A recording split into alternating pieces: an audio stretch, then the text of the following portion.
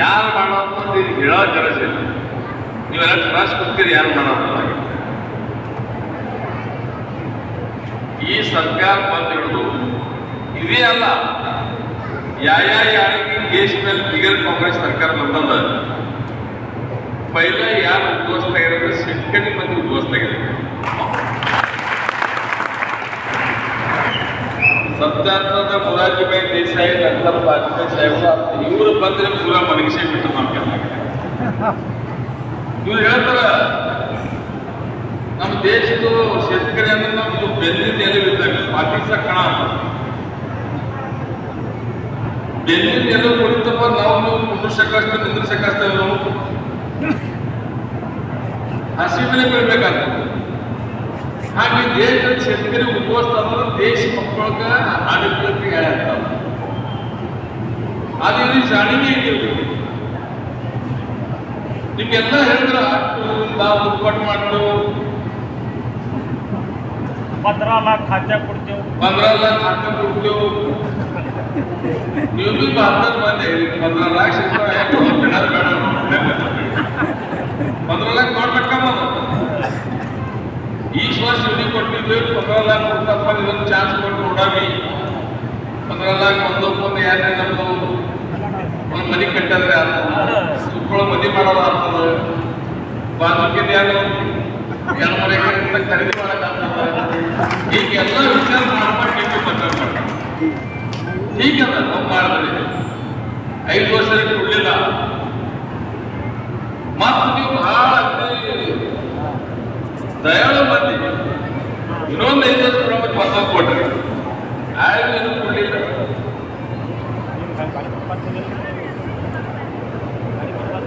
ಈಗ ಇವರು शेतकरी मंदिर अडचण देशदंದು ಈ शेतकरी मंदिर ಕಟ್ಟ ಮಾಫ್ ಮಾಡೋದಕ್ಕೆ ಆ ಉದ್ಯೋಗಪತಿಗಳು 16.5 लाख ಕೋಟಿ ಖರ್ಚು ಮಾಡ್ತಾರೆ. ಎಷ್ಟು 16.5 लाख ಕೋಟಿ 16.5 लाख ಕೋಟಿ ಏನು ಗೊತ್ತ ನಿಮ್ಗೆ? ಈ ಇಡೀ ನಮ್ಮ ಭಾರತ ದೇಶದ ಎಷ್ಟು शेतकरी ನಾವು ಎಲ್ಲ ಎಲ್ಲರನ್ನೂ ಖರ್ಚು ಆದ್ರೆ ನಮ್ಮ ಸರ್ಕಾರ ಹೋಗ್ತದೆ ಯಾರು ಇರಲಿ ಹೊರ ಇಲ್ಲಿ ಅದು ಈ ಒಟ್ಟು ಮಂದಿದ ಎಷ್ಟು ಖರ್ಚದ ಅದು ಖರ್ಚು 24 ಸಾರಿ ಮಾಫ್ ಮಾಡಿಟ್ಟು ಆ 20 ಮಂದಿಗೆ ಖರ್ಚು ಮಾಡ್ತಾರೆ. ಕರೋಡ शेतकरी ಮಂದಿ 500 ರೂಪಾಯಿ ಇಲ್ಲ, ಆ ಉದ್ಯೋಗಪತಿ ಖರ್ಚು ಮಾಡ್ತಾರೆ. ಈಗ ಅದು ವಿಚಾರ ಮಾಡಿದ್ರು शेतकरी ಬಂದದ್ದು ಏನು ಭಾವನಾ ಭಾಷಣ ಹೇಳಿದ್ ठीक ಅದ. ಅದಕ್ಕಾಗಿ ನಾನು ಜಾಸ್ತಿ ಏನು ಮಾತಾಡಲ್ಲ, ನೀವೆಲ್ಲ ಕೂತಿರ್ತೀರಿ. ಅದನ್ನ ಯಾನವ ಅವೆಲ್ಲ ಚಟ್ಕೊಂಡು ನೀವೆಲ್ಲ ತಿಂದಿರ್ತೀವಲ್ಲ, ಹತ್ತ ನಿಮ್ಗೆ ಬೆನ್ನಿಗೆ ಇರ್ತಿಲ್ಲ. ಈ ಒಂದೇ ಜಾಸ್ತಿ ಏನು ಮಾತಾಡಲ್ಲ. 2 ದಿನ ಏನು ಓದ್ತೀರಿ ಅಲ್ಲಿ 30,000 ಸಭಾಸದ ಇದ್ದೀರಿ, 1500 ಎಲ್ಲ ಕಾಮಗಾರ ಬಂದು ಹೋಗಿದ್ದೀರ. ನೀವು ಒಂದೇ 30,000 ಬಂದು ಮನೆಯಾಗ 4 ಬಂದಾದ್ರೆ 1,30,000 ಬಂದ ನಾವು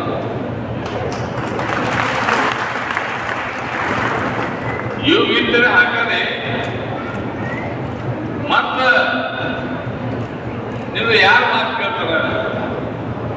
ನಿಮ್ಮ ದೋಸ್ತ ಇರಲಿ, ಬೀಗರ ಮಿತ್ರ ಇರಲಿ, ನಿಮ್ಮ ಮಾತು ಕೇಳೋರು ಇರಲಿ, ಅವ್ರಿಗೂ ಮತ ಪರಿವರ್ತನೆ ಮಾಡೋಣ. ಅವ್ರು ಒಂದೇ ಹೇಳೋರು, ಏನು ಹೇಳೋರು? ज्याने चिमणी पाडली त्यांना फाडा.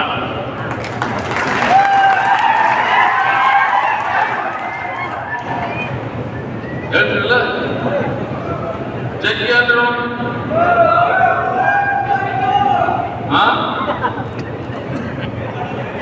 ಹ್ಯಾಂಗ ಚೆನ್ನಾಗಿ पाटील ಹೇಳಿದಲ್ಲ, ज्याने आपल्याला फसवलं त्याला पाडायचं. ಯಾರು फसवायचं ನಿಮ್ಗೆಲ್ಲ ಗೊತ್ತು. ಇಲ್ಲಿ ಸೋಲಾಪುರದಾಗ ಬಂದಾಕಾರ ಇಲ್ಲಿ ಸೋಲಾಪುರಕ್ಕೆ ಇಲ್ಲಿ ಬಂದಾಕಾರ पत्रकार मध्ये ಕೇಳಿದ್ರು, पत्रकार मित्राला ಕೇಳಿದ್ರು चिमणीचं काय करणार? नाही तुमच्या मनासारखं होईल, गोड बातमी मी देऊ. उसाचं कांडी लई गोड असतंय कुठपर्यंत मी जाऊ दे, भगिनी बसले माता बसले बोलत नाही. ते तुम्हाला दाखवून द्यायचं साधन स्वतःच कुठलाही एखादा उद्योग उभा करायचा नाही, असलेल्या उद्योगाला अडचण करायचं आणि ह्यांनी पण लिहिणार काय चाणक्य नीती केले म्हणून. चाणक्य नीती आहे दुसऱ्यांच्या घरात उद्ध्वस्त करायचं, घराघरात भांडण लावायचं. ओरिजिनल शिवसेना फोडली खरं म्हणजे हे लोक शिवसेनेचं पोट घालून मोठं झालं महाराष्ट्रामध्ये. म्हणून बाळासाहेब ठाकरे नेहमी म्हणायचे ही कमळाबाई चॅप्टर आहे म्हणायचे.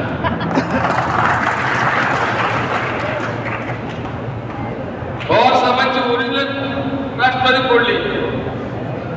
मग तुमचं एवढं काम असेल, एवढं तुमचं लोकमत असेल, मग दुसऱ्याचं काय घेता तुम्ही?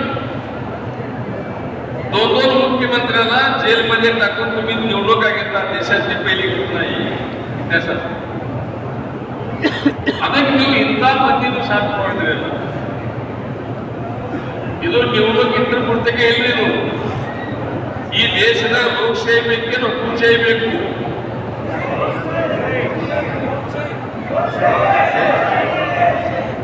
ಲೋಕಶಾಹಿ ಬೇಕಾದ್ರೆ ಕಾಂಗ್ರೆಸ್ ಪದ ಇಲ್ಲ.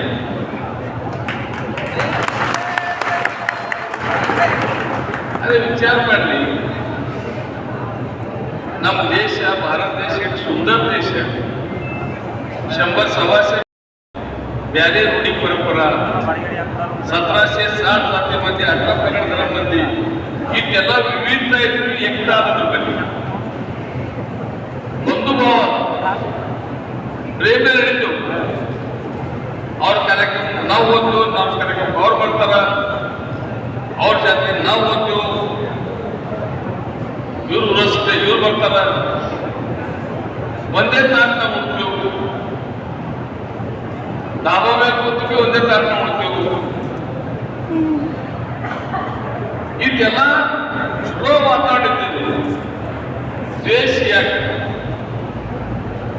ಇದು ಯಾಕೆ ಗ್ಲಾಸ್ ತಿಂದ್ರಾಗ ಆ ಧರ್ಮದ ಈ ಧರ್ಮದ ಲಕ್ಕೋ ಜೀವ ಹೋತಾವ. ಅವು ಜೀವ ಹೋದ್ಮೇಲೆ ಅವ್ರ ಮಗ ಮೊಮ್ಮಗ ಮರಿ ಮೊಮ್ಮಗ ಕಾಯಂ ದೇಶ ಈ ಮಂದಿನ ಮುತ್ತೆ ಕೊಡ್ತಾರ, ಈ ಮಂದಿನ ಮಕ್ಕಳು ಕೊಡ್ತಾರ, ಅವರು ಅದೇ ಈ ಮಂದಿನ ಮುತ್ತೆ ಕೊಡ್ತಾರ, ಈ ನಮ್ಮ ಅಪ್ಪ ಕೊಡ್ತಾರ. ಸುಮ್ಮನೆ ದ್ವೇಷ ನಮ್ಮ ಮುಂದಿನ ಪೀಳಿಗೆ ಹೊರಡಿಸ್ತಾ ಇಲ್ಲ. या देशात शांती इರ್ತದ, ಅದೇ ಸಮೃದ್ಧಿ ಇರ್ತದ. ಅದೇ ಭಾಗ ಮಾಡೋ ಪ್ರಯತ್ನ ಹಜಾರೋ ವರ್ಷದಿಂದ ಏನು ಬಂತು. ನಮ್ಮ ಪರಂಪರಾ, ನಮ್ಮ ಸಂಸ್ಕಾರ, ಸಂಸ್ಕೃತಿ ಇವರೆಲ್ಲ ಭಾಗ ಮಾಡಕ್ಕೆ ಆಗ ಹೇಳಿದ್ರೆ ಯಾರು ಭಾರತ ಸಾಹಿತ್ಯಕ್ಕೆ ಜೈ ಶ್ರೀರಾಮ್, ಜೈ ಶ್ರೀರಾಮ್ ಭಾವಿಸಿ ಜೈ ಶ್ರೀರಾಮ್ ಅಂತ ಬೆಲೆ ನಾನೇ ಹುಟ್ಟಿಡಿದ್ರೆ ಆಗ್ಬೇಕಲ್ಲ. ಅದಕ್ಕೆ ನಮ್ಮ ಬಾಬು ಸಿದ್ದಾರಾಮ ಬಿಟ್ಟರೆ ಅಷ್ಟೇ. ಇವರು ಹಿಂದೂ ಹಿಂದೂ ಅಂತಾರ. ಹಿಂದೂ ಇದ್ರೆ ಹಿಂದೂ ಧರ್ಮಶಾಸ್ತ್ರ ಪ್ರಮಾಣ ನಡಿಬೇಕೇನು ಇಲ್ರಿ. ಯಾರು ಹಿಂದೂ ಧರ್ಮಶಾಸ್ತ್ರ ಪ್ರಮಾಣ ನಡೀತಾರೆ ಅವ್ರಿಗೆ ಹಿಂದೂ ಅಂತಾರಿಲ್ಲ. ರಾಮದ ಪ್ರಾಣ ಪ್ರತಿಷ್ಠಾಪನಾ ಮಾಡಾಗ ಹಿಂದೂ ಧರ್ಮದ ಏನು ಹೇಳ್ತಾರೆ ಶಾಸ್ತ್ರ, ಯಾವುದೇ ಮೂರ್ತಿಗೂ ದೇವ್ರ ಮೂರ್ತಿ ಪ್ರಾಣ ಪ್ರತಿಷ್ಠಾಪನಾ ಮಾಡಾಗ ಸಂಘಟ ಅಲ್ಲಾಗಿ ನಿಲ್ಬೇಕು, ಅಂದ್ರೆ ಅವ್ರು ಹೇಳ್ತಿರ್ಬೇಕು. ಬರೋಲ್ಲ. ಮತ್ತೆ ಇವರು ಪ್ರಾಣ ಪ್ರತಿಷ್ಠಾಪನಾ ಮಾಡಾಗ ಇವ್ರ ಸಂಘಟ ಯಾರಿದ್ರು? ಯಾರಿದ್ರು? ಮೋಹನ್ ಭಾಗವತ್ ಸಾಹೇಬ್ ಕರೆಕ್ಟ್. ನಾನು ಮೋಹನ್ ಭಾಗವತ್ ಹೇಳ್ತಾನ ಅಂದ್ರೆ ಸ್ವತಃ ಮಾಡಿಸೋದಿಲ್ಲ. ಮತ್ ಮಂದಿಗಳು ಹಿಂದೂ ಧರ್ಮಶಾಸ್ತ್ರ ನಡೆಯಲ್ಲ. ಇವರು ಜೈ ಶ್ರೀರಾಮ್ ಜೈ ಶ್ರೀರಾಮ್ ಅಂತಾರ. ಈಗ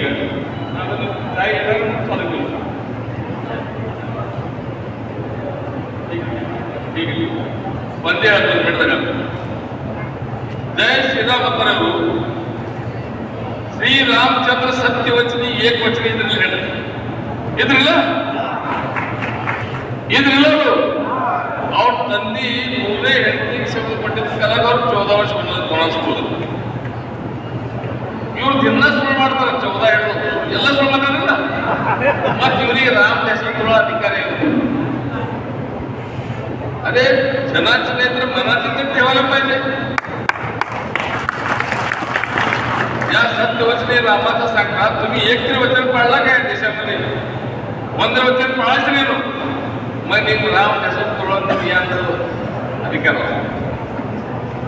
ನಾವು ಹ್ಯಾಂಗ ಮಾತಾಡ್ತಾ ಹಂಗೆ ನಡೀತು. ರಾಮ ಹೆಸರು ತೊಗೊಳ್ಳೋದು ರಾಮದ ಆಚರಣೆ ನಾವು ಅಧಿಕಾರ. ಇವ್ರು ಬರೀ ಎಲೆಕ್ಷನ್ ಪುಸ್ತಕ ನಾಟಕ ಮಾಡ್ತಾರ. ಅದಕ್ಕೆ ನಾನು ನಿಮ್ಮ ಕಳಕಳಿ ವಿನಂತಿ ಮಾಡ್ತೀನಿ, ನಾಳೆ 7 ತಾರೀಕಿಗೆ ಯಾರೇ ನೀವು ಮತದಾನ ಹೋಗ್ತೀರಿ ಸುಮ್ಮ ಹೋಗೋದಿಲ್ಲ.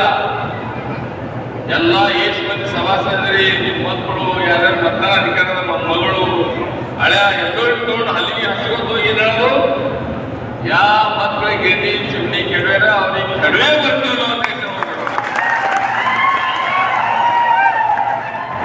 ಅಡ್ಡದ 7 ತಾರೀಕಿಗೆ ಮಾಡಿದ್ರಿ.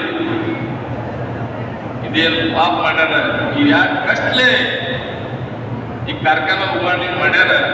ಸೊರಿಗೆ ಅಪ್ಪ ಸಾಬ್ ಕಣ್ಣದಿ ಅವ್ರ ಆತ್ಮಕ್ಕೆ ನಿಶ್ಚಿತಪಡಿ ಶಾಂತಿ ಸಿಗ್ತದೆ. ಇದು ನಾಳೆ 7 ತಾರೀಕಿಗೆ ತಾಯಿ ಚಿನ್ನದ ಕೈ ಕೈ ಕೈ ಅದರ ಬಾಜುಕಿನ ಪಟ್ಟಣ ವರ್ತಿಸಿದ್ರೆ प्रचंड बहुमत आज लोकसभा चरणी नतमस्तक होतो.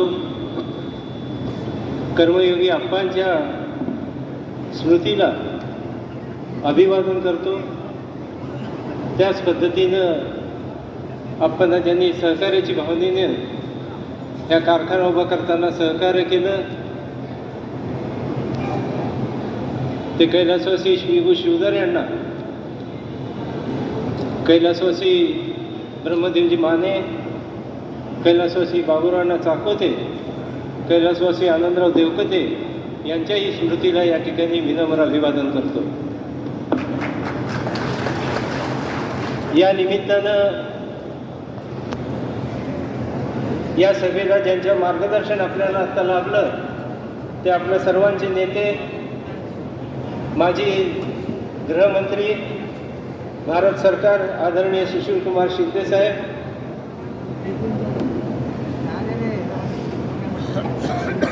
ज्यांच्या प्रचारार्थ आपण या ठिकाणी जमलो आहोत, त्या सन्माननीय आमदार व या लोकसभेच्या काँग्रेस पक्षातर्फे, महाविकास आघाडीतर्फे उमेदवार असलेल्या आणि आता सांगितल्यासारखं भावी खासदार प्रणितीताई शिंदे, सन्माननीय सिद्धाराम मेत्रेजी, सन्माननीय श्री दिलीपरावजी माने, श्री बाळासाहेब शेळके, सुरेशजी हसापुरे, विजयकुमार हत्तुरे, मल्लिकार्जुन पाटील, महादेवजी चाकोते, व्यासपीठावरची सर्वांचीच, प्रकाश मानकर, अमर पाटील, सर्वांची नावं घेत नाही. सन्माननीय व्यासपीठ, कारखान्याचे उपाध्यक्ष आणि सर्व संचालक मंडळ, या ठिकाणी कालच ही मीटिंग घेण्याचे ठरवलं आणि सगळ्यांना निरोप दिल्यानंतर दक्षिण सोलापूर, अक्कलकोट, उत्तर सोलापूर, मोहोळ या तालुक्यातून आलेले प्रचंड या कारखान्याचे सर्व सन्माननीय सभासद, शेतकरी बंधूंनो, त्याचप्रमाणे या ठिकाणी उपस्थित असलेले सर्व कामगार आणि उपस्थित सर्व हितचिंतक बंधू भगिनींनो आणि पत्रकार मित्रांनो, माझ्यामध्ये शिंदे साहेबांनी या ठिकाणी मार्गदर्शन केलेलं आहे.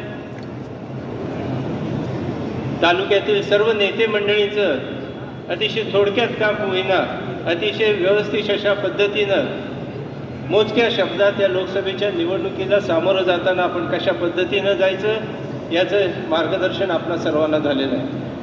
त्यामुळं मी या ठिकाणी जास्त असं काही बोलावं अशा पद्धतीनं नाही, परंतु तुम्ही या ठिकाणी कारखान्याचा प्रतिनिधी या नात्याने या ठिकाणी बोलत असताना आपण पाहिलं की गेल्या 10 वर्षामध्ये कशा पद्धतीचं राजकारण या भागामध्ये चालू आहे.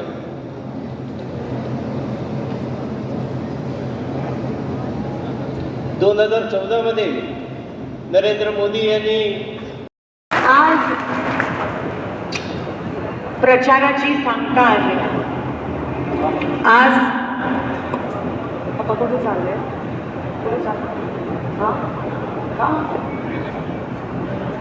आज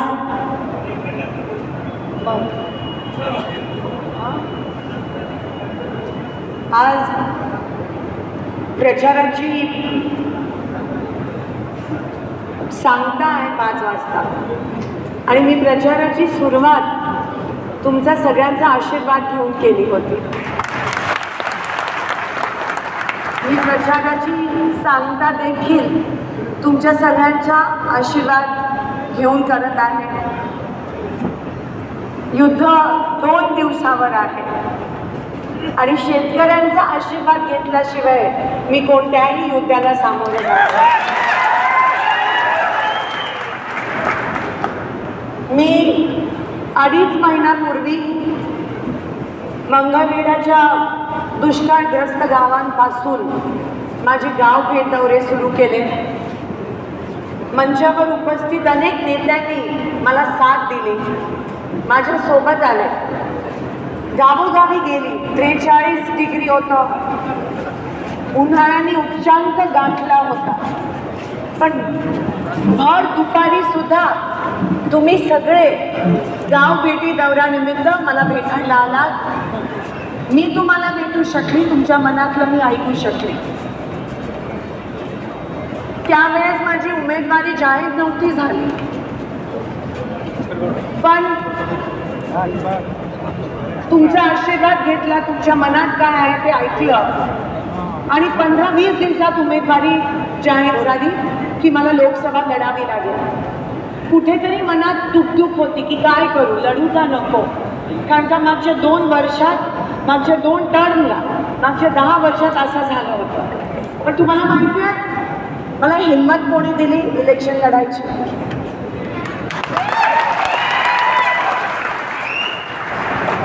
आणि मी उभी आहे म्हणून नाही, मी फक्त औपचारिकता आहे, मी उभी आहे म्हणून नाही, पण तुमच्या मनात राग होता बीजेपीच्या विरोधात.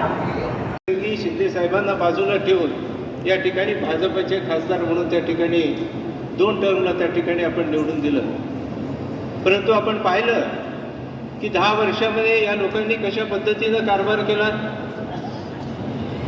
या ठिकाणी काहीतरी विकासाच्या योजना आणतील, या भाग सुजलाम सुफलाम करण्यासाठी काहीतरी करतील, परंतु आता माझीच्या आधीच्या वक्त्यांनी सांगितलं तशा पद्धतीनं कुठलंच काम त्या ठिकाणी त्यांच्या हातातून झालं नाही. विकासाचं एक तरी काम झालं काय ह्याचं एक तरी असं उदाहरण आपल्या डोळ्यासमोर आहे का? कुठलंही तशा पद्धतीचं काम केलं नाही. या उलट एक द्वेषाचं राजकारण त्यांनी ह्या संपूर्ण 10 वर्षामध्ये केलेलं आपल्याला बघायला मिळेल. शिंदे साहेबांना आणि काँग्रेस गव्हर्नमेंटला जाईल अशा पद्धतीचं कुठे लोकप्रतिनिधी राजकारण करायचं असतं? अरे शिंदे साहेबांनी ते आणलं, एक विकासाचं पाऊल त्यांनी उचललं, त्याचं पुढचं काम तुम्ही करा, त्याचं क्रेडिट तुम्हाला मिळेल. तसं जर केलं असतं तर गेल्या 10 वर्षाच्या आधीच 4-5-6 महिन्यामध्ये ते बोरावण्याचं विमान चालू झालं असतं, परंतु तसं त्यांनी केलं नाही. या ठिकाणी आपण त्यांना बघितलं की खासदारकी दिली, देशाची सत्ता दिली, 6 मतदारसंघापैकी 4 मतदारसंघ आपण त्यांना प्रतिनिधित्व दिलं. सोलापूरमध्ये राज्याची सत्ता दिली, स्थानिक स्वराज्य संस्था ज्या आहेत त्या महापालिकेची सत्ता त्या ठिकाणी आपण त्यांना दिली, जिल्हा परिषदेची सत्ता दिली.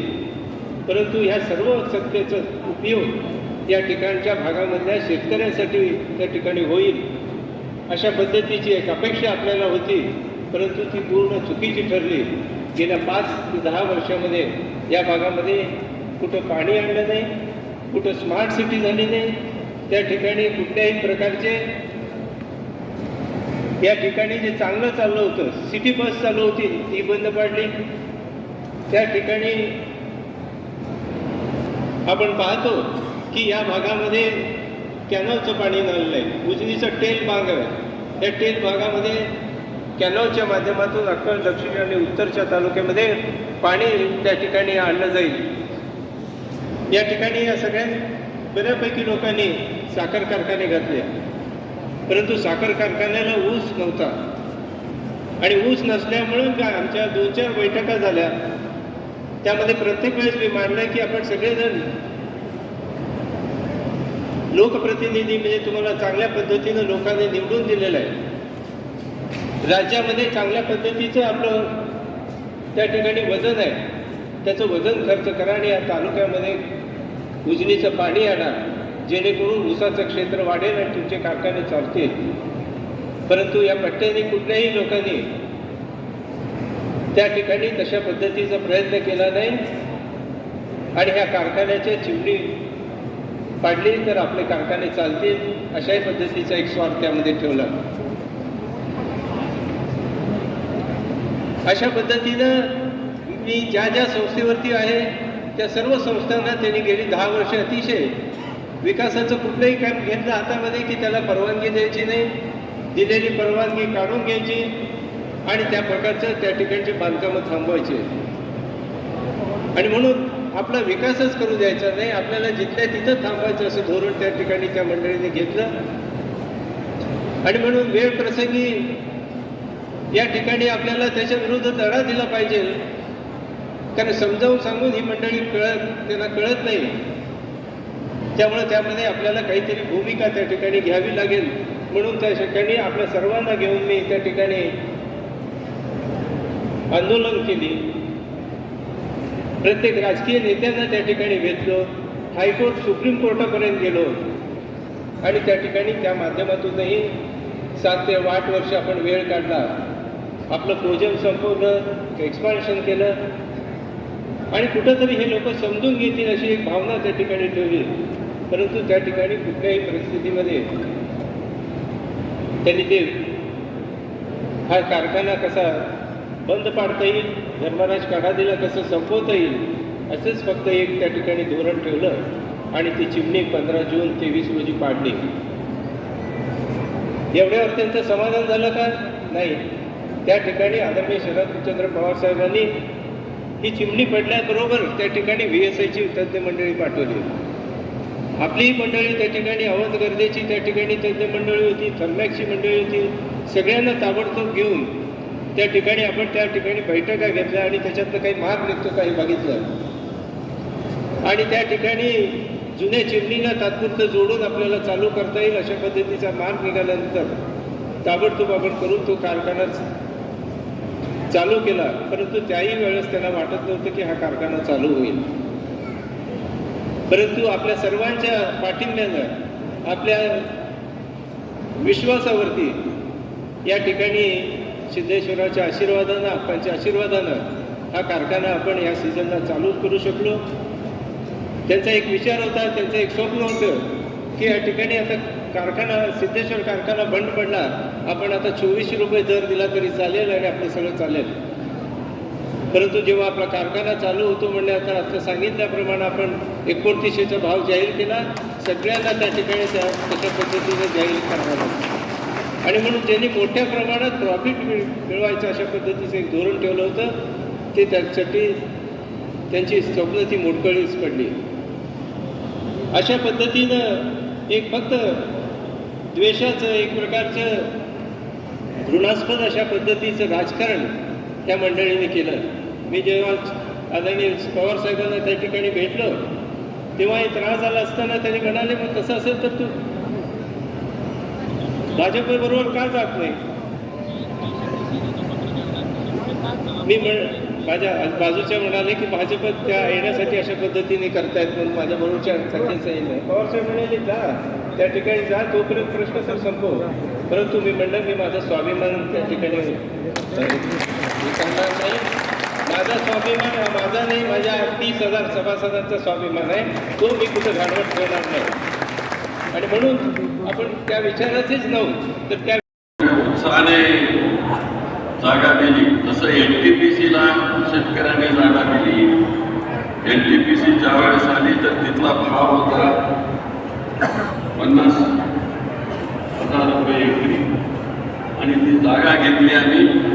3.5 लाख रुपये एकरी जागा घेतली आणि तिथं NTPC उभा केली. तशाच प्रकारे मुळेगावची जागा आपण घेतली. विमानतळ इंटरनॅशनल प्रतीचं विमानतळ तिथं आणायचा म्हणून आपण प्रयत्न केला. तिथं एकदा जर ते विमानतळ सुरू झालं तर 370 कपॅसिटी असणारं विमान तिथं उतरू शकतं. त्या लोकांना हे सुद्धा माहिती नाही. म्हणाले कार्गो विमानतळ, कार्गो विमानतळ काय कसं होतं, शक्य आहे का? त्या या जनरल विमानसेवेबरोबर कार्गो विमान जातच का? सामानाचं विमान म्हणतात ते सामानाचं विमान, पण असं काही नव्हतं. पण तेही लांबणीवर गेलं आणि लोकांना किती त्रास द्यायचा. अप्पासाहेब काळातील मगाशी मी ऑफिसला गेलो होतो. 1969-70 साली इथली जागा घेतली. त्याच्या अगोदर मी इथं 65 पर्यंत 64-65 पर्यंत संगमेश्वर कॉलेजमध्ये शिकत होतो. अप्पासाहेब एक्सेसला उभे राहिले होते पार्लमेंटला. मी त्याचा प्रचारक होतो आणि अप्पासाहेबांच्या त्या निवडणुकीमध्ये आम्ही सगळे तरुण होतो. 23-24 वर्षाची मुलं होतो. अप्पासाहेबांना निवडून दिलं पाहिजे अशा मतात होतो. याचं कारणच असं, आम्ही कॉलेजची सगळी मुलं अप्पासाहेब हे सर्वधर्म समभावाचे प्रतीक होते आणि त्यामुळे.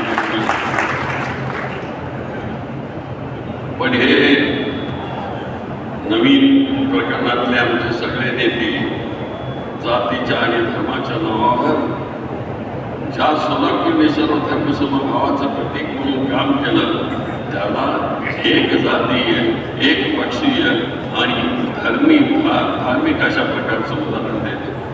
सोलापूरचे 4 हुतात्मे कोण होते? वल्लभराव शेट्टी, कुर्बान हुसेन, शिंदे, सारडा. निरनिराळ्या जातीचे धर्माचे लोक होते, पण या देशाकरता ते फासावर गेले आणि आम्हाला स्वातंत्र्य मिळवून दिलं. सोलापूरचा त्यांनी स्वातंत्र्य मिळवून दिलं म्हणून सोलापूरचा एक छोटा कोर्टामध्ये चपराशाचं काम करणारा कार्यकर्ता भारताच्या राजधानीमध्ये तुमचा लोकसभेचा लोकनेता म्हणून तिथं बसलेला होता. त्याचबरोबर गृहमंत्री म्हणून तो काम करायचा. हे कशामुळे झालं? सर्वधर्म समभावाची भूमिका सोलापूरने घेतली आणि माझ्यासारख्या दलित वर्गीयाला तुम्ही जनरल सीटवर निवडून दिला. अटल बिहारी वाजपेयी म्हणायचे, त्या लोकांना सांगायचे की देखिए ये शिंदे जी है ना, दलित है लेकिन जनरल सीट में चुप जाते. माझी कॉलर टाईट होत नव्हती, तुमची कॉलर टाईट होती. ती दक्षिण सोलापूरमधल्या लोकांची कॉलर टाईट होती. मित्र, हा सगळा इतिहास आहे.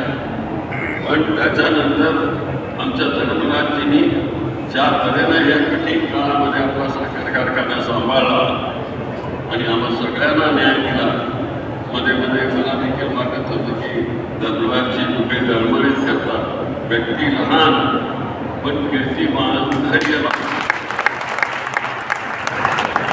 आणि म्हणून मी त्यांना मनापासून धन्यवाद देतो.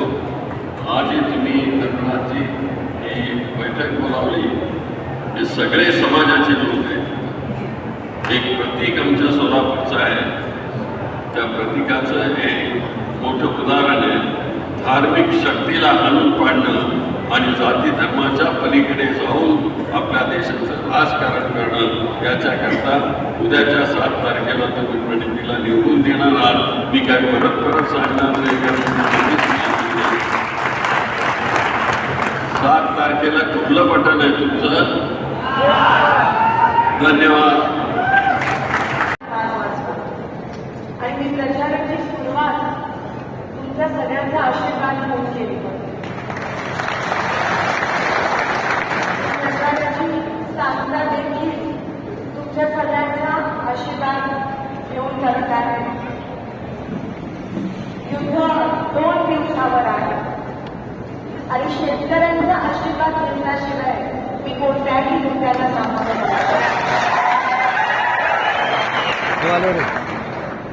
मी 2.5 महिन्यापूर्वी मंगळवेढ्याच्या दुष्काळग्रस्त गावांपासून माझे गाव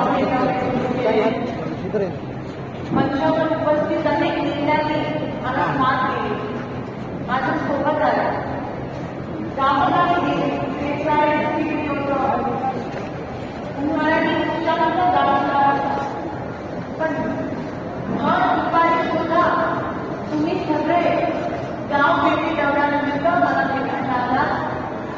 मी तुम्हाला भेटू शकते, तुमच्या मनात मी ऐकू शकते. त्यावेळेस माझी उमेदवारी जाहीर नव्हती झाली, पण तुमचा आशीर्वाद घेतला, तुमच्या मनात काय आहे ते ऐकलं आणि 15-20 दिवसात उमेदवारी जाहीर झाली की मला लोकसभा करावी लागली. कुठेतरी मनात चुकचूक होती की काय करू, लगेचा नको, त्यांना मागच्या 2 वर्षात, मागच्या 2 टर्मला, मागच्या 10 वर्षात असं झालं. पण तुम्हाला माहिती आहे, मला हिंमत कोण दिली इलेक्शन करायची?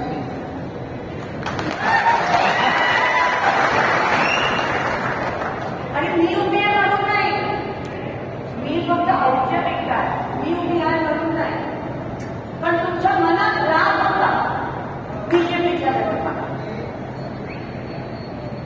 तुम्हाला जो 10 वर्षात जो त्रास झाला, जो अन्याय झाला तुमच्यावर, तो तुमच्या चेहऱ्यावर दिसून येत होता. आणि का म्हणून तुम्ही का केलेलं? तुम्ही कोणता भाग घेतला की तुम्हाला याला सहन करावा लागला? आणि म्हणून मी ठरवलं की कधी देवाकडे काय मागत नाही, मी देवाकडे नेहमी कृतज्ञता व्यक्त करते, आभार मानते देवा की तुम्हाला एवढं काय एवढं दिलं.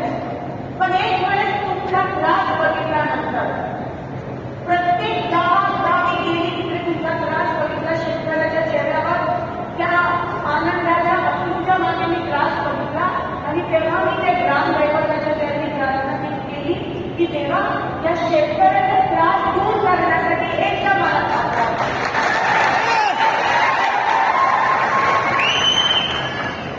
ही लोकप्रतिनिधी 2009 मध्ये झाली पहिल्यांदा, मग 2014, 2019 मी जेव्हा पहिल्यांदा आमदार झाली तेव्हा कामगारांची सेवा करण्याचं मला नशीब, मला भाग्य मिळालं.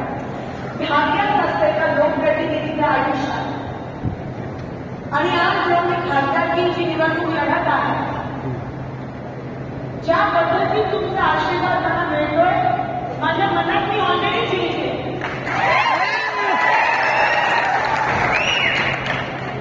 तुमचा आशीर्वाद, मी नेहमी म्हणायची की जेव्हा मी गावात जाते तेव्हा पहिले तुम्ही मला ग्रामदैवताकडे घेऊन जाता. तो निरागसपणे, कधी बालाजी असतो, कधी हनुमान, कधी राम, कधी देवी असते, कधी खंडोबा असतो, कधी शिवलिंग असतो. निरागसपणे तो देव तिथे असतो. तुम्ही मला घेऊन जाता, मी देवाकडे प्रार्थना करते, मग मी तुमच्या समोर उभी राहते. आणि जेव्हा सगळं संपून मी घरी जाते तेव्हा मी डोळे मिटल्यावर फक्त 2 चेहरे माझ्या डोळ्यासमोर येतात, एक तो ग्रामदैवत आणि एक तुमच्या शेतकऱ्याचा. मी विचार करते, जर हे भाग्य मला लागत असेल की मी शेतकऱ्याची सेवा करू, तर मी देवाकडे याच्यापेक्षा अजून काय मागू की माझ्या हातून शेतकऱ्याची सेवा. जो शेतकरी या देशाचा कणा आहे, जो शेतकरी अन्नदाता आहे, जो शेतकरी माझा मायबाप आहे, या मातीचा मायबाप आहे, जो शेतकरी काही तज्ञ लागत नाही मातीची भाषा समजायला, कोण तज्ञ लागत नाही त्या आकाशाची भाषा समजायला, तो शेतकरी समजू शकतो. दुर्दैव आहे की पंतप्रधान अजून समजू शकतात. आपण म्हणतो मायबाप सरकार, पण त्याच सरकारने ह्या अन्नदात्याच्या पोटावर पाय देण्याचा पाप केला, त्याच सरकार. आणि म्हणून काळानुसार तुम्ही कधी शब्द वापरत नाही, पण वापरायची गरज आहे. का म्हणून आणि काय पाप केलं, काय पाप म्हणून शेतकऱ्यांनी केलं की त्यांच्या आरोग्यावर ते जीएसटीचं राक्षस आणून. काय पाप या शेतकऱ्यांनी केलं की त्यांच्या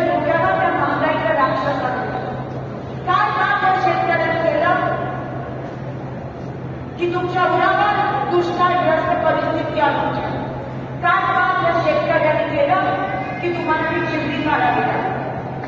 काय काम केलं? आणि म्हणून फडणवीस खरंच आपल्या स्वतःसाठी नाही, पण ह्यांच्यावर जर झालं त्याच्यासाठी आता बदला घेण्याची वेळ आली. फडणवीसांनी तुमचे मनापासून आभार. मला माहिती आहे की हा तुमचा, तुम्ही कधी अशी भाषा वापरत नाही, तुम्ही कधी अशा पद्धतीत बोलत नाही, पण जो त्रास तुम्हाला देखील दिला गेला, तुम्ही होम मैदानचा त्रास विसरू नका. तो पहिला त्रास होता. आपलं होम मैदान गड्डा यात्रेसाठी या बीजेपीच्या लोकांनी बंद केले. तेव्हा फडणवीस उपोषणावर त्या ठिकाणी बसले, आंदोलन केलं. आमच्या सगळ्यांना गुन्हे दाखल झाले. त्यावेळेस आम्हाला कोर्टाचा चक्कर तेव्हापासून मान्यांच्या मागे लागले. पण संघर्ष योद्धा आहे, संघर्ष योद्धा. बाकी सगळे गेले, कोणी ईडीच्या भीतीने, कोणी जेल, कोणी कारखाना असतील. मागच्या 5 दिवसात एवढंच करताय DCMCM. महाराष्ट्र राज्य चालवा ते बाजूला कांद्याची निर्यात बंद आहे ती उठवा. ही लढाई पुन्हा एकदा चिपळी मारण्यासाठी आहे.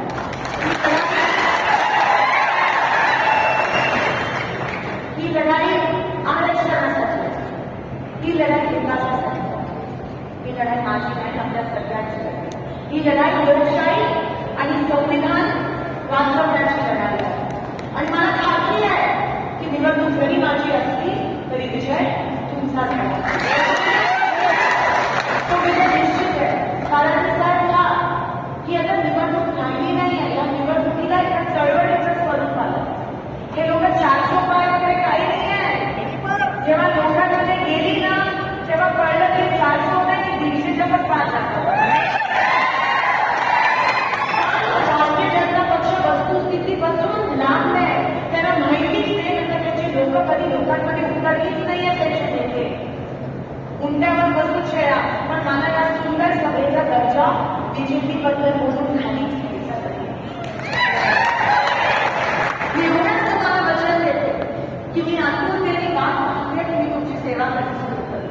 मी आतुरतेने काम पाहते की पहिला आवाज जर तुम्ही मला संधी दिली, मी आतुरतेने काम पाहते की पहिला आवाज जो लोकसभेत जाईल तो शेतकऱ्यांसाठी. तो महागाईच्या विरोधातला असेल, तो माझ्या तरुण करता युवकांना रोजगार देण्याचा असेल, सोलापूरला IT पार करण्याचा असेल. मी त्या ठिकाणी प्रतिज्ञा घेतली आहे की जर मी खासदार झाली तर मी पूर्ण सोलापूर जिल्हा दुष्काळ मुक्त करेन. जर मी खासदार झाली तर मी पूर्ण जिल्हा लोड शेडिंग मुक्त करणार. तर मी IT पार करेन, मी मुलांना रोजगार देईन, मी शेतकऱ्यांना हमी भाव द्यायचा पूर्णपणे प्रयत्न करेन. कांदा भरला आहे उठवण्याचा प्रयत्न करेन. आपल्या गावोगावी रस्ते करण्याचा त्या ठिकाणी 100% संकल्प करेन. अनेक अशा गोष्टी ज्या आपल्याला करायच्या मी वाट पाहतो. एवढंच या ठिकाणी सांगते. येणाऱ्या 7 तारखेला निवडणूक आहे. आपण एक सण म्हणून साजरा करूया. सण सकाळी उठून 100% मंगळवेढ्यामध्ये या लोकांनी गाजर दाखवलं की बसवेश्वर स्मारक होणार आहे. अजून झालं नाही आहे ते 100% स्मारक करण्याचा मी शपथ घेते. मंगळवेढ्याची वस्ती दुष्काळ मुक्त देखील करण्याचा प्रश्न. हे लोक सत्तेत होते, 10 वर्ष सत्तेत होते. एवढी पण गोष्ट करू शकली नाही, एवढे पण गोष्ट ते करू शकले. ते 50 कोटी देखील बनवले असते तरी सगळी कामं झाली असती. पण नाही, त्याला फक्त स्वतःचे खिशे भरायचे होते. तुमचा वापर केला, तुमचा निरागसपणाचा वापर केला. सत्तेत आले, सत्तेची मजा दिली. 2दा निष्क्रिय खासदार बदलावे लागले आणि आता उपरा आणला. आपण येणारी 7 तारखेची साजरी करूया, एक सण म्हणून साजरी करूया. जेव्हा गावात जत्रा असते तेव्हा आपण सगळे जातो, सहकुटुंब जत्रेत जातो, सहभागी होतो, देवाचा आशीर्वाद घेतो. हे देव, हे देश आपल्यासाठी देव आहे. ही मातृभूमी आपली देव आहे. आणि म्हणून ते मातृभूमी वाचवण्यासाठी लोकशाही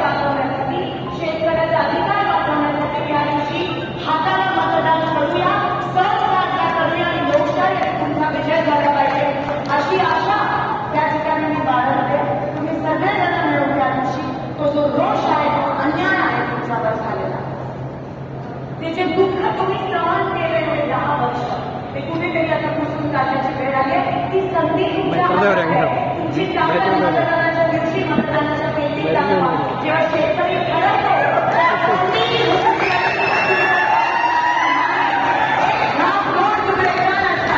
तुम्ही सगळ्यांनी भारत फुकून जाईल सरकारला दाखवून देण्याची वेळ आली आहे. आणि म्हणून तो क्षण आपण साजरा करूया.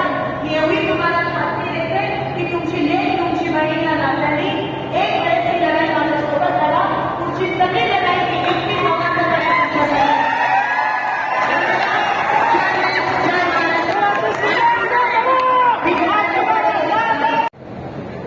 या ठिकाणी आपण त्याच्यात बघितलं की खासदारची दिली, देशाची सत्ता दिली, 6 मतदारसंघापैकी 4 मतदारसंघ आपण त्यांना प्रतिनिधित्व दिलं, राज्याची सत्ता दिली, स्थानिक स्वराज्य संस्था ज्या आहेत त्या महापालिकेची सत्ता त्या ठिकाणी आपण त्यांना दिली, जिल्हा परिषदेची सत्ता दिली. परंतु या सर्व सत्तेचा उपयोग या ठिकाणच्या भागामध्ये शेतकऱ्यांसाठी त्या ठिकाणी होईल अशा पद्धतीची एक अपेक्षा आपल्याला होती. परंतु ती पूर्ण चुकीची ठरली. गेल्या 5-10 वर्षामध्ये या भागामध्ये कुठं पाणी आलं नाही, कुठं स्मार्ट सिटी झाली नाही. त्या ठिकाणी कुठल्याही प्रकारचे या ठिकाणी जे चांगलं चालू होतं, सिटी बस चालू होती, ती बंद पडली. त्या ठिकाणी आपण पाहतो की या भागामध्ये कॅनलचं पाणी झालेलं आहे. उजनीचा ट्रेन भाग आहे. त्या ट्रेन भागामध्ये कॅनलच्या माध्यमातून अक्कल सचोटी आणि उत्तरच्या तालुक्यामध्ये पाणी त्या ठिकाणी आणलं जाईल. या ठिकाणी या सगळ्या बऱ्यापैकी लोकांनी साखर कारखाने घातले. परंतु साखर कारखान्याला ऊस नव्हता आणि ऊस नसल्यामुळे ज्या 2-4 बैठका झाल्या त्यामध्ये प्रत्येक वेळेस मांडले की आपण सगळेजण लोकप्रतिनिधींनी तुम्हाला चांगल्या पद्धतीने लोकांनी निवडून दिलेलं आहे. राज्यामध्ये चांगल्या पद्धतीचं आपलं त्या ठिकाणी वजन आहे. त्याचं वजन खर्च करा आणि या तालुक्यामध्ये उजनीचं पाणी आणा, जेणेकरून ऊसाचं क्षेत्र वाढेल आणि तुमचे कारखाने चालतील. परंतु या पट्ट्याने कुठल्याही लोकांनी त्या ठिकाणी तशा पद्धतीचा प्रयत्न केला नाही आणि या कारखान्याच्या चिठ्ठीत पाहिजे तर आपले कारखाने चालतील अशाही पद्धतीचा एक स्वार्थ त्यामध्ये ठेवला. अशा पद्धतीनं ती ज्या ज्या संस्थेवरती आहे त्या सर्व संस्थांना त्यांनी गेली 10 वर्ष अतिशय विकासाचा कुठलाही गॅप घेतला हातामध्ये की त्याला परवानगी द्यायची नाही, दिलेली परवानगी काढून घ्यायची आणि त्या प्रकारचं त्या ठिकाणी बांधकामात थांबवायचे. आणि म्हणून आपला विकासच करून द्यायचा नाही. आपल्या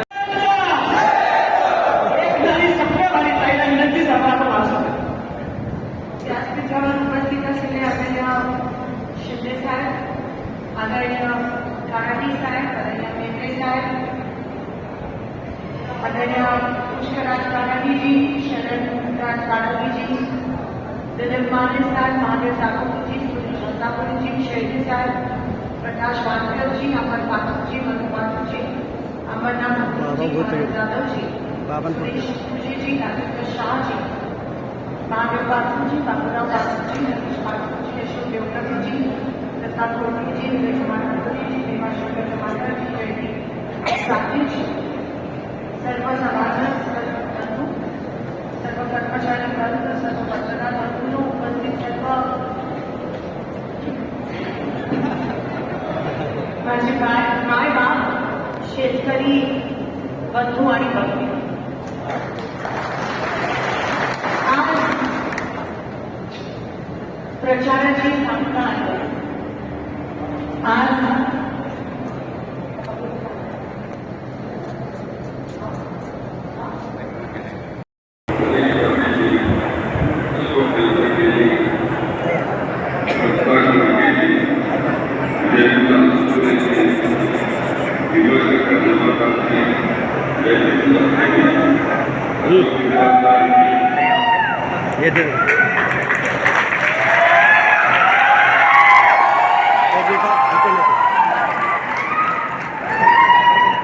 साहेबरा मला माहिती होतं त्या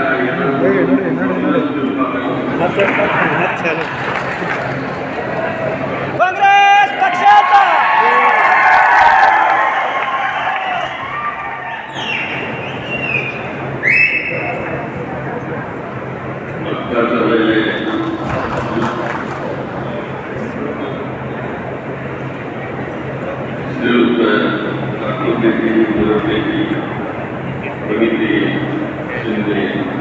उपस्थित बराच वेळ आपण अतिशय शांततेनं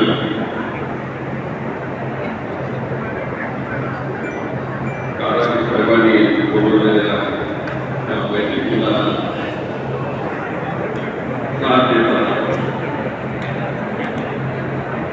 आणि त्यांनी ती बैठक बोलावली आणि तिला निवडून देण्याप्रमाणे त्याबद्दल मी त्यांचा आभारी आहे.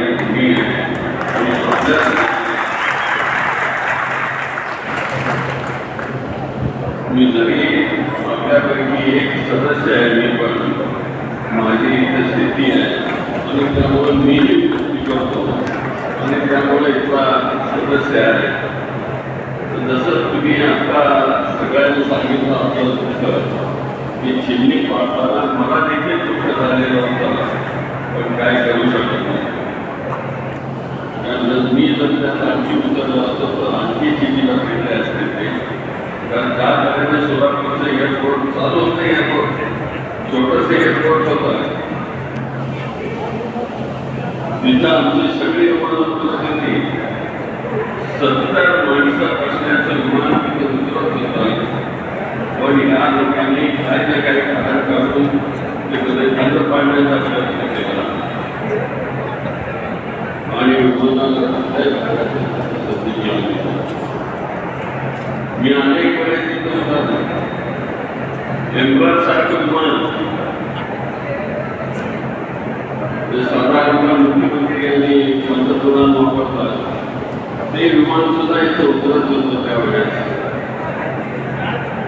पण आणि मनामध्ये भारतीय जनता पार्टीच्या लोकांनी एकच भीती व्यक्त केलेली होती की हे आप्पासाहेब काळाजी चालवलेला साखर कारखाना धर्माचे अतिशय व्यवस्थितपणे चालवतात आणि सगळ्या सभासदांना योग्य मोबदला देतात, त्यांना कसं पाळायचं आणि म्हणून त्यांनी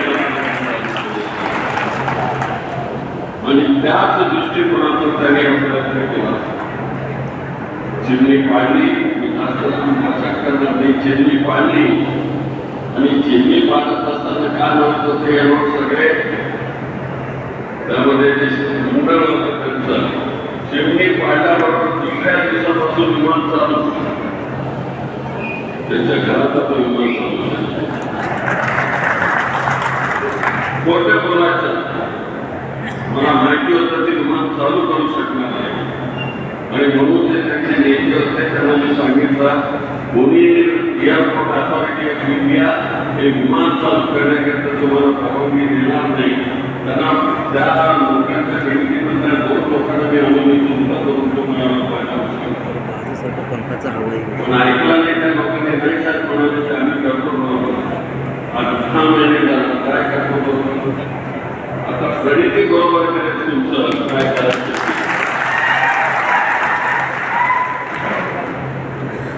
मोरामुलीला जागा घेतली, शेतकऱ्यांनी मोठ्या उत्साहाने जागा दिली. तसं NTPCला शेतकऱ्याने जागा दिली.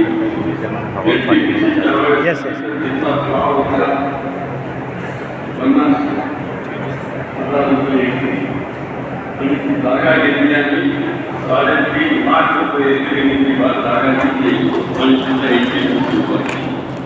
तशाच प्रकारे मुळेगावची जागा आपण घेतली.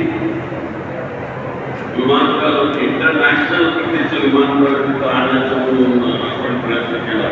तिथं एकदा जर ते विमानतळ सुरू झालं तर 370 कपॅसिटी असणारं विमान तिथं उतरू शकतं. त्या लोकांना हे सुद्धा माहिती नाही की कोणाला कार्गो विमान काय हे शक्य आहे का. त्या या जनरल विमान सेवेबरोबर कार्गो विमान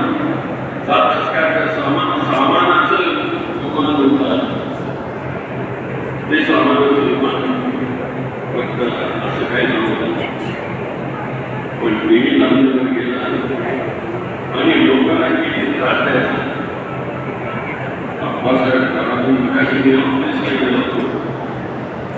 1969-70 साली इथे जागा घेतली. त्याच्या अगोदर मी इथं 65 पर्यंत 64-65 पर्यंत संगमेश्वर कॉलेजमध्ये शिकत होतो.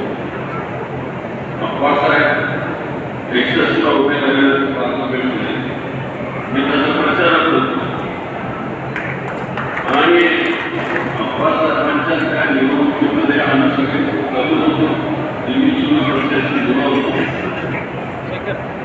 बाबासाहेबांना विरोध दिला पाहिजे असं म्हणत होतो. याचं कारण असं आम्ही पाण्याची सगळी बाबासाहेब हे सर्वप्रथम भावाचे प्रतीक होते आणि पण हे नवीन प्रकरणातले आमचे सगळे नेते जातीच्या आणि धर्माच्या नावावर जात संरक्षण सर्व भावाचं प्रतीक म्हणून काम केलं. एक जाती एक पक्षीय आणि धार्मिक अशा प्रकारचे होते. सोलापूरच्या 4 हुतात्मे कोण होते? मल्लप्रधान शेट्टी, कुलमान हुसेन, शिंदे, सांगा निरनिराळ्या जातीचे धर्माचे लोक होते. पण या देशाकरता ते कसावर गेले आणि आम्हाला स्वातंत्र्य मिळवून दिलं. सोलापूरचा गाणी स्वातंत्र्य मिळवून दिलं म्हणून सोलापूरचा एक जोरदार कोर्टामध्ये चपराशाचं काम करणारा कार्यकर्ता भारताच्या राजधानीमध्ये तुमचा लोकसभेचा लोकनेता म्हणून बसलेला होता. त्याचबरोबर गृहमंत्री म्हणून ते कशामुळे सर्व धर्म सर्व भावाची भूमिका सभागृही घेतली आणि माझ्यासारख्या दलित वर्गीयाला तुम्ही जनरल सीटवर निवडून दिलं. अटल बिहारी वाजपेयी त्या लोकांना सांगायचे देखिए ये शिंदे जी दलित है लेकिन जनरल सीट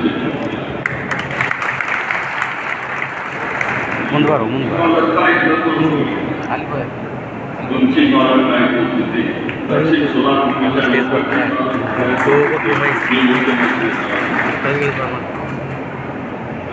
महाराष्ट्राचा इतिहास आहे. पण त्याच्यानंतर आमच्या सरकारने ज्या तऱ्हेने या कठीण काळामध्ये आपला साखर कारखाना सांभाळला आणि आम्हाला सगळ्यांना न्याय दिला. मध्ये किती प्रकारची जन्माची पुढे गडबडीत करतात. व्यक्ती लहान पण कीर्तिमान आणि म्हणून मी त्यांना मनापासून धन्यवाद देतो. आज तुम्ही धन्यवादची जी बैठक बोलावली ते सगळे समाजाचे लोक आहेत. एक प्रतीक आमचा सोलापूरचा आहे. त्या प्रतीकाचं हे मोठं उदाहरण आहे. धार्मिक शक्तीला आणून पाहिजे आणि जाती धर्माच्या पलीकडे जाऊन आपल्या देशाचं राजकारण करणं याच्याकरता उद्याच्या 7 तारखेला तुम्ही प्रणितीला निवडून देणारा मी काय परत सांगणार नाही. 7 तारखेला कुठलं पटलं आहे तुमचं? धन्यवाद. आमच्या महत्वाचे आदरणीय शिंदे साहेब आपल्या सगळ्यांचे मार्गदर्शन सिद्धेश्वर परिवाराचे आणि साहेब लागलं सर एक नोड हां हां बंद काय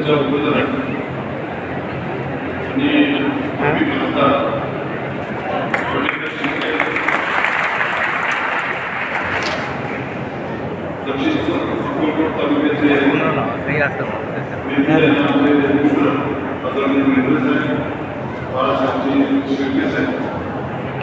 त्यांनी नाव घेतलं ते सगळे सांगण्यात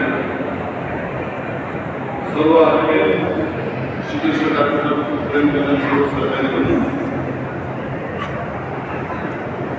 आज निवडणुकीचा प्रचाराचा शेवटचा दिवस आणि शेवटच्या प्रचाराच्या दिवशी सोलापूर शहरामध्ये काही जनता पदयात्रा झाली आणि आमच्या आदरणीय चेअरमन साहेबांनी सर्व शेतकरी बांधवांना बोलून आपल्या भावना व्यक्त करण्यासाठी पाठिंबा तर त्यांनी पहिलाच दिलेला आहे, पण त्या भावना व्यक्त करून आपल्याला एक आदेश देण्यासाठी एक विनंती करण्यासाठी आपल्याला सिद्धेश्वर कारखान्याच्या सगळ्या जडून भेटण्यापासून, कारण त्या सिद्धेश्वर कारखानाच एक मोठे ग्रामपंचायती असतील. मी माझ्या जन्माच्या वेळेत हे कारखाना उभारले. त्या दिवशी आता जलस्वाती कानाडे साहेब, माने साहेब, सुद्धा सातूर साहेब, जगपत साहेब, जलस्वाती गुरुनाथ पाटील साहेब, आदरणीय साहेब, हे सगळ्यांनी मिळून महाराष्ट्राचा एक आदर्श कारखाना उभा केला. आणि महाराष्ट्रातले देशात नाव नव्हते धर्मराज कानाडे साहेबांच्या मागच्या 4 वर्षापूर्वी त्यांना त्रास झाला. त्यांनी आपल्यासारख्या सर्व संस्थांनी मदत केली. शेवटी मदत कोण केली, कसं करणार आहे, म्हणून आता आपण काय करायचं तर कारखान्याला इजा पोचवायची, कारखान्याला त्रास द्यायचा. जसं सगळीकडे त्रास आहे तसं धर्मराज कानाडे साहेबांना सुद्धा त्रास देऊन काय होते, आपल्या पक्षात येते का आणि आपल्याबरोबर काम करते का अशी त्याची भावना होती. पण धर्मराज कानाडे साहेब बिलकुल तुला दखलले नाही. काय वाजत होते, काय फरात होते, अशा धर्मीला पीक घालणार नाही असं त्याची भावना झाली. आणि त्यांनी आपल्याला चिमणी जरी पाडली तर 11 लाख कृषी ग्रुप त्यांनी पडलेले आपण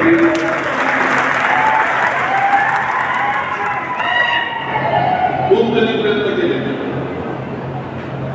कलेक्टरना सांगितले, एअरपोर्टचे लोक आले, त्यांना विनंती केली की चिमणी कुठं उभा करते ते सांगा, आम्ही कुठं उभा करतो.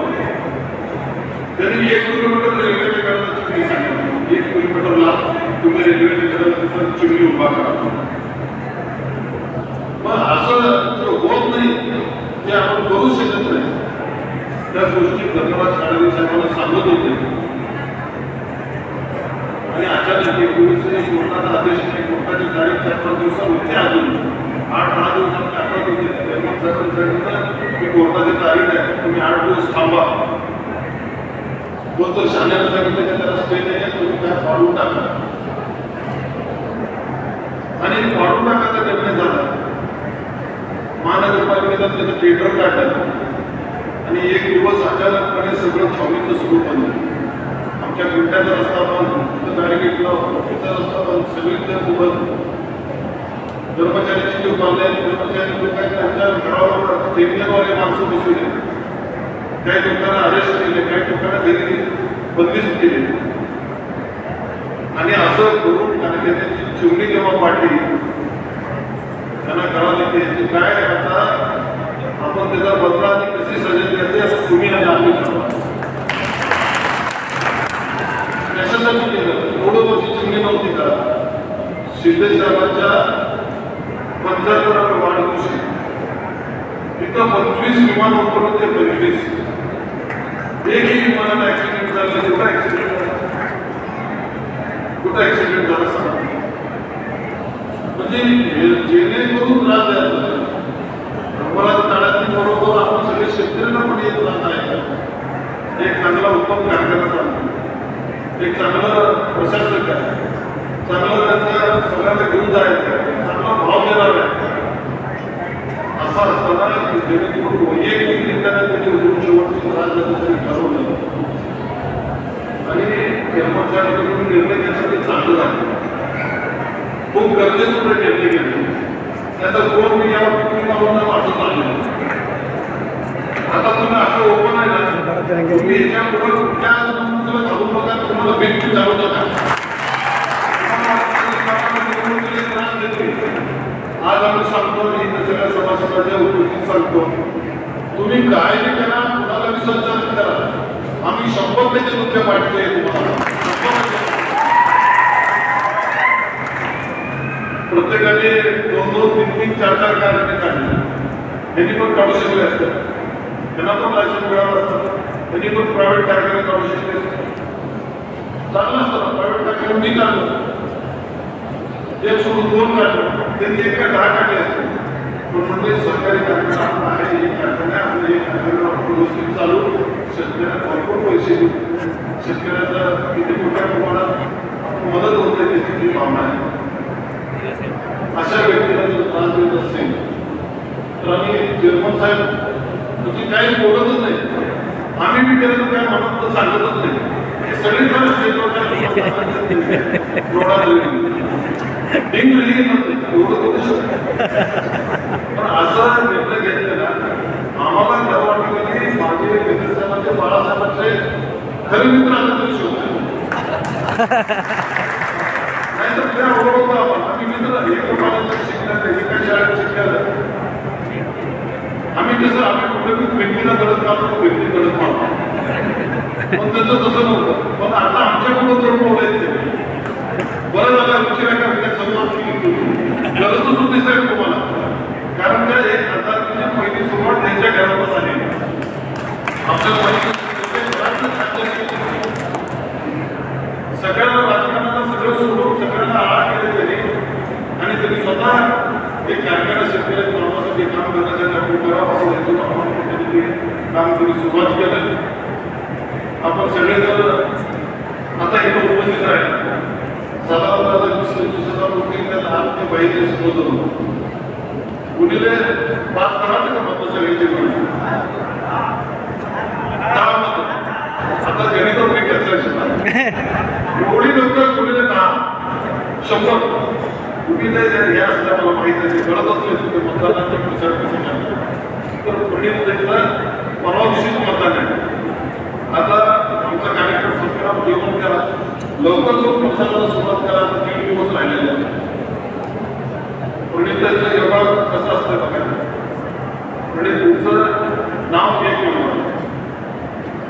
चिन्ह हाताचं, आणि एवढ्या सगळ्या कार्यक्रमामध्ये कुठला प्रकार त्यांच्या उमेदवार सगळं बघितलं, कुणाचं नाव वर आलंच नाही. 1 नंबरच दिलं त्यांनी. महाराष्ट्रातला विधानसभा मुलींना लागणार आहे, ते पण गणिताचं लागणार आहे. आपण बघा नाही, आणि तुम्ही त्या पद्धतीने पाण्याचं बरोबर आता कळाले परत एकदा जास्त वगैरे जायला बोलायचं, आपण सगळ्यांना प्रचाराला जायचं. आम्ही सगळे प्रचार करण्याच्या इथंच आहे, तर एका वेळेला सगळे पण आम्ही सगळे एकत्र हे दाखवण्यासाठी आम्ही काम करतो. परत एकदा तुमचा जास्त वेळ देत नाही तुम्हाला, आणि सगळ्यांना विनंती करतो, मतदान कुणाच्या पेपरचे नाही आहे. सकाळी 7लाच मतदान आपण घ्या, आणि मतदानात जाताना ओबीसी आणि सोबत करून जावा, नाहीतर तिथं जायचं मला आहे म्हणायचं तसं करू नका. आता गेल्या पण विषयाचं किंवा 2-3 दिवस 8 तारखेपर्यंत थोडं तुम्ही चालतं विजय करावा एवढं आव्हान दिवस लागतो. जय हिंद, जय महाराष्ट्र.